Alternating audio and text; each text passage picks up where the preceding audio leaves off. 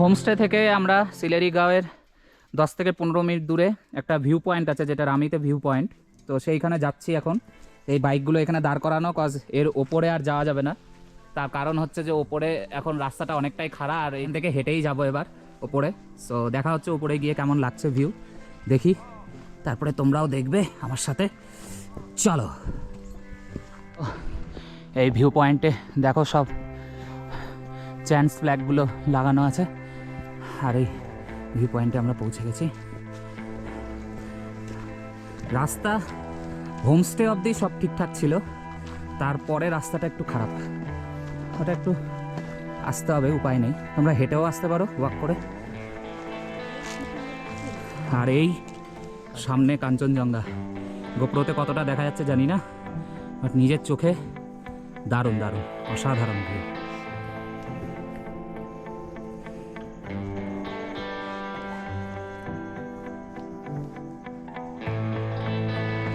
ভাই আগেই উপরে উঠে গেছে।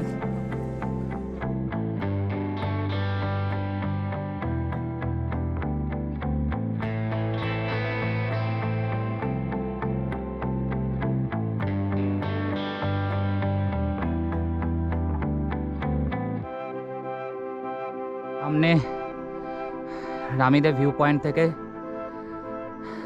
Best Kanchenjunga view. হালকা মেঘ মেঘ আছে সামনে, আর এইখান থেকে তিস্তা বয়ে গেছে সামনের দিকে, সোজা চলে গেছে। এত সুন্দর লাগছে দেখতে, নিজে চোখে না দেখে এগুলো ক্যামেরা জাস্টিফাই করে না। ক্যামেরাতে দেখে এগুলো মন ভরবে না, এগুলো নিজে চোখে দেখতে হবে। সো তোমরা যদি আসো সিলেরিগাঁওতে, তো অবশ্যই এই ভিউ পয়েন্টটা কখনো মিস করো না। কাঞ্চনজঙ্ঘা দেখা যাক বা না যাক, এই ভিউ পয়েন্টটাতে একবার হলেও এসো।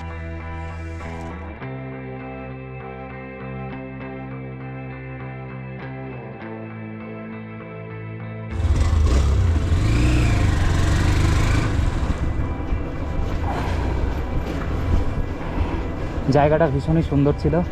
সকালবেলা এখানে রামেদি ভিউ পয়েন্টে গেছিলাম, তারপরে সেইখান থেকে দারুণ একটা ভিউ পেয়েছি, এবং এখন ধীরে ধীরে নামতে হবে। কালকে উঠে এসেছি, আজকে নেমে যাব হচ্ছে লাভা মনেস্ট্রি। লাভা মনেস্ট্রি আগে আমি গেছি, বাট যেহেতু আকাশ ভাই যায়নি, সেহেতু এবার লাভা মনেস্ট্রিটা ভিজিট করব। ওই সাইডে আজকে সকালবেলার দিকে একদম ক্লিয়ার ছিল ভিউ, তো এখন তো পাওয়া যাচ্ছে না ভিউটা।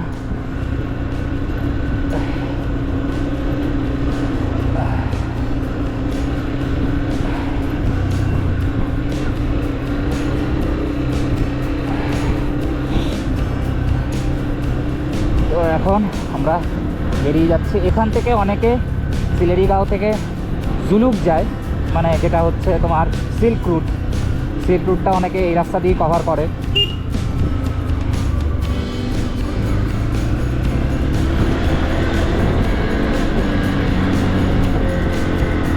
রাস্তাটা শুধু দেখো, দারুণ হয়ে আছে। ঘড়িতে বাজে 10:58, মানে প্রায় 11টা বেজে গেছে। অ্যাকচুয়ালি আমরা আজকে সকালে প্রথমে ভিউ সেরকম পাচ্ছিলাম না, ঘর থেকে দেখলাম কাঞ্চনজঙ্ঘা দেখা যাচ্ছে না, তো ভাবলাম যে থাক তাহলে আর রামেদি ভিউ পয়েন্টটাতে যাব না।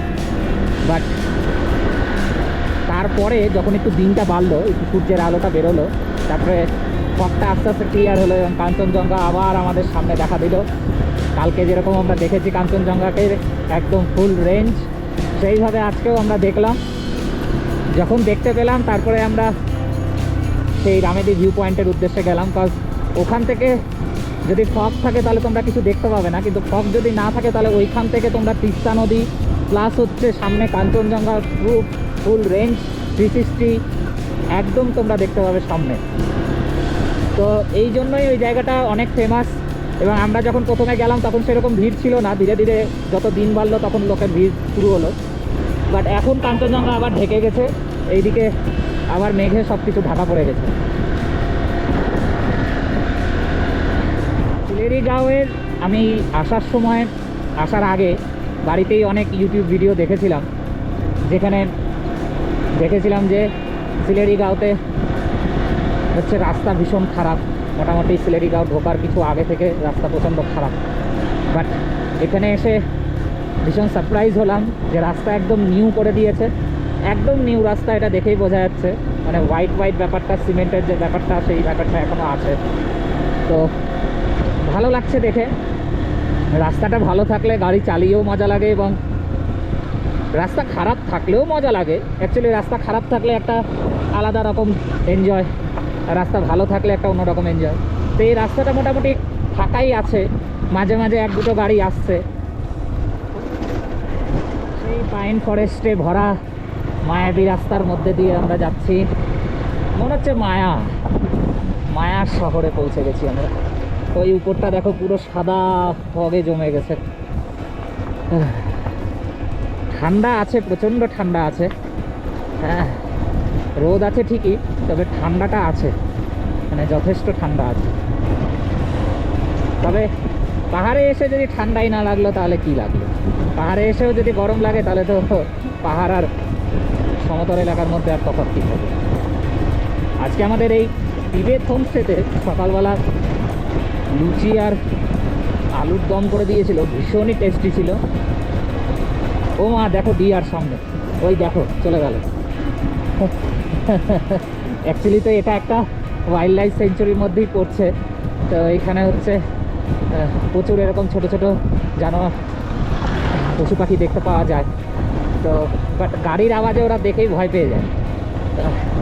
বাট আমরা দেখতে পেলাম একটা ছোট্ট হরিণ, যেটা পালিয়ে গেল টুক করে আমার গাড়ি আওয়াজ শুনে। কোনো একটা কথা লেখা আছে ট্রেক করার জন্য, নো পাস টু পাস। সত্যি কথা, যদি তুই মনে করো অনেকটা দূর, তাহলে অলওয়েজ হেকটেক মনে হবে, এতটা দূর যাবো তেমন করে। বাট দেখো লোক ঠিকই ট্রেক করতে করতে পৌঁছে যাচ্ছে।